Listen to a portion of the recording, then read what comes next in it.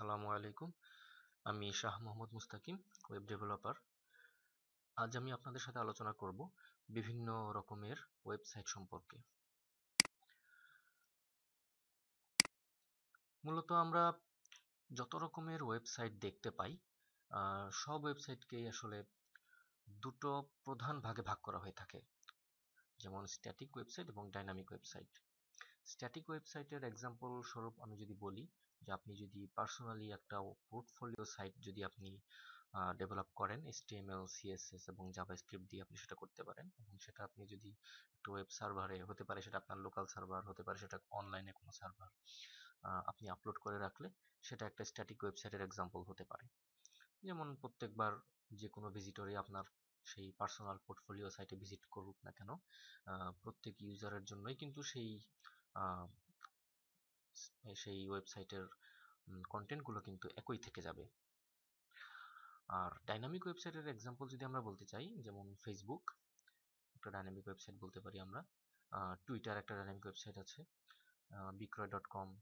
এছাড়া মোটামুটি যত রকমের ওয়েবসাইটের সাথে আমরা জড়িত আমাদের দৈনন্দিন জীবনে ওতপ্রোতভাবে, মোটামুটি সবগুলো ওয়েবসাইটই আসলে কি ডাইনামিক ওয়েবসাইট। সো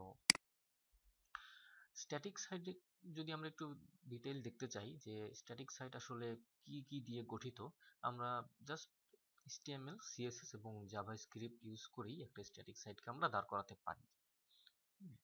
এবং স্ট্যাটিক সাইটে যতবারই যে কোনো ইউজারই ঢুকুক না কেন, সেই ওয়েবসাইট ভিজিট করলে স্ট্যাটিক সাইটের ইউজাররা কিন্তু প্রত্যেকবারই সেম কন্টেন্ট তারা দেখবে। কারণ এখানে আসলে ব্যাকএন্ডের সাথে বা ওয়েব সার্ভারের সাথে ইউজারদের কমিউনিকেট করার বা ইন্টারেক্ট করার তেমন কিছুই থাকে না। হ্যাঁ, ব্যাকএন্ড বলতে আসলে এই সাইটের আসলে খুব বেশি কিছুই থাকে না, যার কারণে ডিসিশন নেওয়ারও আসলে সেরকম কোনো কিছু থাকে না। এবং স্ট্যাটিক সাইটের আসলে ব্যাকএন্ড বলতে কোনো মডিউল থাকে না, এবং সেখানে আসলে সার্ভার সাইডের প্রোগ্রাম করা এবং সেখানে আসলে ডাটাবেসের সাথে কানেক্ট করা ইত্যাদি ইত্যাদি কোনো কিছুই আসলে দরকার হয় না। জাস্ট সিম্পল কিছু HTML, CSS এবং জাভাস্ক্রিপ্টও আসলে খুব একটা ম্যান্ডেটরি না। HTML এবং CSS দিয়েই আমরা মোটামুটি একটা স্ট্যাটিক সাইটকে ডিজাইন করে ফেলতে পারি।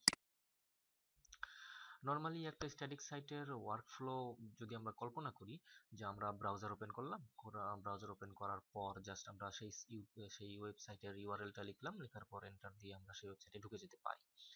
এবং সেই ব্যাকএন্ড কি করবে, আই মিন ওয়েব সার্ভার কি করবে, সেই রিকোয়েস্টটা অ্যাকসেপ্ট করবে, করার পর সে আবার একটা রেসপন্স পাঠিয়ে দেবে। সেই রেসপন্সের মধ্যেই আসলে থাকবে যে প্রোগ্রামার যে HTML এবং CSS এবং যে সেই জাভাস্ক্রিপ্টের ফাইলগুলো যে সে আপলোড করে রেখেছিল, সেই কোডগুলো সে প্রসেস করে ইউজারকে সে শো করাবে ব্রাউজারের মাধ্যমে। ব্রাউজার সেই রেসপন্সটা অ্যাকসেপ্ট করবে, অ্যাকসেপ্ট করার পর সে ওই কোডগুলো অ্যানালাইজ করে সেই ভিউটা অথবা যাকে বলে আমরা সেই সাইটটা সে ব্রাউজারে শো করে দেবে। এটাই হচ্ছে নর্মালি একটা স্ট্যাটিক সাইটের ওয়ার্কফ্লো।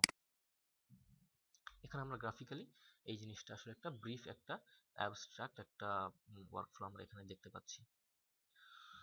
সো আমরা পরবর্তী সেকশনে চলে যাই, যে ডাইনামিক ওয়েবসাইট।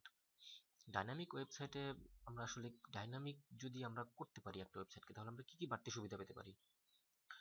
আমরা দেখতে পাই যে আসলে একটা ডাইনামিক ওয়েবসাইটের প্রত্যেকটা কন্টেন্টই আসলে ডাইনামিক। এগুলো আসলে প্রত্যেকটা ইউজারের উপর ডিপেন্ড করে সেই কন্টেন্টগুলোকে সাজানো হয়, এবং কন্টেন্টগুলোকে ডেটাবেস থেকে, মোস্ট অফ দ্য কন্টেন্টই আমরা বলতে পারি যে আসলে ডেটাবেস থেকে নিয়ে এসে ইউজারকে শো করানো হয় যখন যেরকম দরকার আর কি। উদাহরণস্বরূপ আমরা যদি বলতে পারি, আমরা যেরকম যদি ফেসবুকের কথা চিন্তা করি, যে আমি আমার ফেসবুকের ইউজারনেম এবং পাসওয়ার্ড দিয়ে লগ ইন করলে যে কন্টেন্ট আমি দেখতে পাবো, আরেকজন ইউজার তার ইমেল এবং পাসওয়ার্ড দিয়ে লগ ইন করলে কিন্তু ডিফারেন্ট ডিফারেন্ট কন্টেন্ট সে দেখতে পাবে। আমার হোম পেজে আমি যা দেখবো, আরেকজন ইউজার কিন্তু তার হোম পেজে সেই সেম কন্টেন্ট কিন্তু দেখবে না। সো এটাই আসলে ডাইনামিক ওয়েবসাইট আমরা বলতে পারি। সো এরকম নট অনলি ফেসবুক, অন্যান্য ওয়েবসাইটও এরকম আছে, যেমন বিক্রয়.com হতে পারে, টুইটার হতে পারে, সামাজিক যোগাযোগের যে আরো বিভিন্ন সাইট রয়েছে, তারপর আরো বিভিন্ন ডাইনামিক ওয়েবসাইট রয়েছে, সেখানে ইউজাররা লগ ইন করে তাদের যেরকম বিভিন্ন ইউজার থাকে, সেই ইউজারদের উপরে ডিপেন্ড করেও কিছু ডাইনামিক ডেটা দেখানো হয়, আবার অন্যান্য ক্রাইটেরিয়ার উপর ডিপেন্ড করেও কিন্তু বিভিন্ন রকম সময়ে বিভিন্ন ডাইনামিক ডাটা দেখানো হতে পারে। এবং ইউজাররা আসলে সেখানে বেশ কিছু ইন্টারাকশন করতে পারে। যেমন আপনি চাইলেই আপনার ফেসবুকের পোস্টে কমেন্ট লিখতে পারেন, অথবা কেউ পোস্ট দিল লাইক করতে পারেন। এই কমেন্টগুলো কিন্তু ডাটাবেসে থেকে যাচ্ছে। ফেসবুকের ডাটাবেস বলেন বা আপনার যে কোনো সাইটে, ডাইনামিক সাইটের ডাটাবেসে বলেন, সেই ডাটা কিন্তু থেকে যাচ্ছে। পরবর্তীতে আপনি যখন তার পোস্টে ঢুকতেছেন, আপনি কিন্তু আপনার কমেন্টটা বা আপনার সেই লাইকটা আপনি কিন্তু দেখতে পাচ্ছেন। ইভেন আপনি যে মেসেজগুলো পাঠাচ্ছেন, সেই মেসেজগুলো কিন্তু নট অনলি আপনি যখন পাঠাচ্ছেন তখনই আপনি দেখতে পাচ্ছেন, আপনি পরের বার যখন আপনি 15 দিন পর, 1 মাস পর, 1 বছর পরও যদি আপনি আবার ফেসবুকে লগ ইন করেন, সেই চ্যাট হিস্টোরি বলেন, সেই পাঠানো মেসেজগুলো বলেন, কিন্তু আপনি কিন্তু দেখতে পাচ্ছেন। কারণ এই ডেটাগুলো ফেসবুকের ডেটাবেজে কিন্তু স্টোর হয়ে আছে। সো এখানে ডাইনামিক ওয়েবসাইটে আপনার যেরকম সার্ভার সাইড প্রোগ্রামিংও ব্যবহার করা হচ্ছে, সেরকম ডেটাবেজও কিন্তু ব্যবহার করা হচ্ছে, ডেটাগুলো যাতে পার্মানেন্টলি স্টোর করে রাখা যায়। আচ্ছা, সো ডাইনামিক ওয়েবসাইটকে আমরা একটা ডাইনামিক ওয়েবসাইটের একটা সিম্পল একটা ফিচার যদি আমরা কল্পনা করি, এখানে একটা সিম্পল ফিচারকে একটা বর্ণনা করা হচ্ছে গ্রাফিক্যালি। জাস্ট আমরা চিন্তা করি যে আমরা এমন একটা ওয়েবসাইট আছে, সেটা হতে পারে ফেসবুক, সেটা হতে পারে যে কোনো একটা ওয়েবসাইট, ডাইনামিক ওয়েবসাইট, সেখানে যে শুধুমাত্র ইউজাররা লগ ইন করতে পারতেছে। আচ্ছা, এখানে কিন্তু ইউজারদের রেজিস্ট্রেশন করার প্রসেসটা কিন্তু আমি দেখাইনি। জাস্ট আমি ধরে নিচ্ছি যে কোনো একভাবে ইউজাররা আগে থেকেই রেজিস্ট্রেশন করা আছে, এবং সেই রেজিস্ট্রেশন করা ইউজাররা, রেজিস্টার্ড ইউজাররা কি করতে পারে, এখানে লগ ইন করতে পারে। তো তাদের লগ ইন করার প্রসিডিউরটাই আসলে এখানে গ্রাফিক্যালি বর্ণনা করা হলো। যেরকম যে আমরা ব্রাউজার, আমরা আমজনতা, আমরা এখানে লগ ইন করলাম। এখানে একটা লগ ইন ফর্ম থাকে, ইউজার নেম থাকে, পাসওয়ার্ড থাকে, এবং একটা লগ ইন বাটন থাকে। সেগুলো ফিল আপ করে লগ ইন বাটনে সাবমিট করলে সেই ফর্মটা কোথায়, ওয়েব সার্ভারের কাছে চলে যায়। আই মিন, যদি ফেসবুকের কথা কল্পনা করি, তাহলে ফেসবুকের সার্ভারে এই রিকোয়েস্টটা চলে যায়। এটা যাওয়ার পর ফেসবুকের সার্ভার তখন এই ডেটাগুলো ভেরিফাই করার দরকার পড়ে। তখন সে কমিউনিকেট করে, তার যে ডেটাবেস সার্ভার রয়েছে সেই ডেটাবেস সার্ভারের সাথে সে কমিউনিকেট করে। কমিউনিকেট করার পর ডেটাবেস সার্ভার যদি বলে যে না, আমার কাছে যেই ইউজার নেম এবং পাসওয়ার্ডের কম্বিনেশনটা আছে, সেটা ওয়েব সার্ভারের সাথে ম্যাচ করতেছে। ওয়েব সার্ভার কার কাছ থেকে পেয়েছে? এই ব্রাউজারের কাছ থেকে ডেটাবেস এবং ইউজার নেমটা পেয়েছে। এই ডেটাবেস এবং ইউজার নেমটা সে ডেটাবেসে স্টোর করে রাখা, আগের থেকে স্টোর করে রাখা ইউজার নেম এবং পাসওয়ার্ডের সাথে ম্যাচ করে তারপর সে একটা ডিসিশন নিচ্ছে। কম্পেয়ার করার পর যদি রেসপন্স পাওয়া যায় পজিটিভ, যে ম্যাচ করেছে, তাহলে সে ইউজারকে তার হোম পেজে নিয়ে যাচ্ছে। আর যদি কম্পেয়ার করার পর সে পাচ্ছে যে না, আমার তো ইউজার থেকে আমি যে ইউজার নেম এবং পাসওয়ার্ডটা পেলাম, সেটা আসলে আমার ডেটাবেজে স্টোর করা নেই, অথবা আমার ডেটাবেজে যে ইউজার নেম পাসওয়ার্ড স্টোর করা রয়েছে, সেটা আসলে আমার ব্রাউজার থেকে এইমাত্র যে পেলাম ইউজার নেম এবং পাসওয়ার্ডের কম্বিনেশনটা, সেটা আসলে ম্যাচ করতেছে না।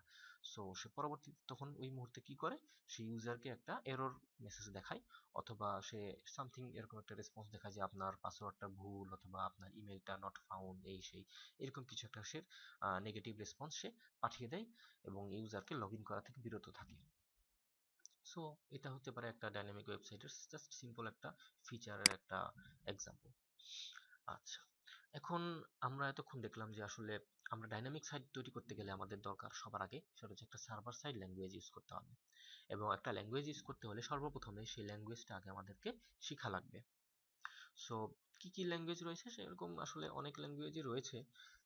আমরা যেগুলা ওয়েব প্ল্যাটফর্মে সচরাচর আমরা ওয়েব টেকনোলজিতে ব্যবহার করি, সেটা হচ্ছে সি শার্প ব্যবহার করতে পারি, আমরা চাইলে জাভা ব্যবহার করতে পারি, পিএইচপি আছে, পাইথন আছে, এবং রুবিও আমরা ব্যবহার করতে পারি।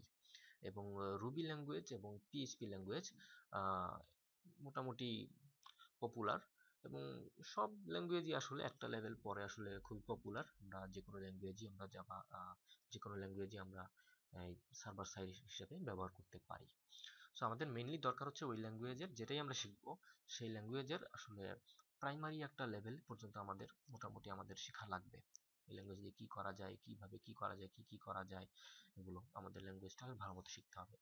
ল্যাঙ্গুয়েজ শেখার পর যেটা আমাদেরকে করতে হবে, যে আমাদের প্রথমেই আমাদেরকে ডেটাবেস সম্পর্কে ধারণা নিতে হবে। ডেটাবেস সার্ভার কি, এবং ডেটাবেস ক্লায়েন্ট টুল যেগুলো আছে সেগুলো কিভাবে ইউজ করতে হয়, এবং ডেটাবেজের সাথেও কমিউনিকেট করার একটা ল্যাঙ্গুয়েজ রয়েছে। যে ডেটাবেজে যে ডাটাগুলো আমরা স্টোর করব এবং ডাটাগুলো আমরা আবার দরকার মতো আমরা ডাটাগুলো ফেচ করব, ডাটাগুলো আমরা যখন দরকার পড়বে ডাটাগুলো আমরা মডিফাই করব, আরও বিভিন্ন রকমের অপারেশন আমরা ডাটাগুলোর উপর করব। তো সেই কাজগুলো করার জন্য আমাদের একটা ল্যাঙ্গুয়েজ দরকার হবে, যেই ল্যাঙ্গুয়েজের মাধ্যমে আমরা ডেটাবেজের সাথে কমিউনিকেট করব। সো এরকম একটা ল্যাঙ্গুয়েজ হচ্ছে আমাদের এসকিউএল। সো এই এসকিউএল ল্যাঙ্গুয়েজ ইউজ করে আমরা ডেটাবেজের সাথে কমিউনিকেট করব, এবং আমরা মাইএসকিউএল সার্ভার, খুব পপুলার একটা ডেটাবেজ ইঞ্জিন, এই মাইএসকিউএল সার্ভার সম্বন্ধে একটা আইডিয়া নিব, এবং পিএইচপি মাইঅ্যাডমিন এটা হচ্ছে আমরা এটাকে বলবো আমরা ডেটাবেজ ক্লায়েন্ট। এই ডেটাবেজ ক্লায়েন্ট ইউজ করে আমরা এই ডেটাবেজ সার্ভারের সাথে, মাইএসকিউএল ডেটাবেজ সার্ভারের সাথে আমরা কমিউনিকেট করব, এবং আমাদের ভাষা হবে এসকিউএল। সো আমরা দেখব যে এসকিউএল ল্যাঙ্গুয়েজটা কি, এসকিউএল ল্যাঙ্গুয়েজে কি কি ধরনের কুইরি রয়েছে, কি কি ধরনের অপারেশন আমরা করতে পারি, সেগুলো আমরা একটা বেসিক লেভেল পর্যন্ত আমরা শিখব, এবং আমরা ডাটাবেজের বিভিন্ন স্টোর করে রাখা ডেটার উপর আমরা বিভিন্ন কুইরি চালিয়ে আমরা প্র্যাকটিস করব।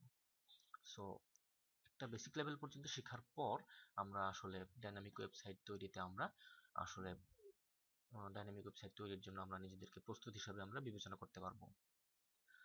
সো আজ এ পর্যন্তই। ধন্যবাদ ভিডিওটি দেখার জন্য, এবং আমাদের ভিডিওটি যদি আপনাদের কাছে ভালো লেগে থাকে এবং যদি ইনফরমেটিভ মনে হয়ে থাকে, আপনারা চাইলে আমাদের চ্যানেলটাতে সাবস্ক্রাইব করে রাখতে পারেন। সো আজকের মতো এখানেই। ধন্যবাদ। সবাই ভালো থাকবেন, সুস্থ থাকবেন। আসসালামু আলাইকুম।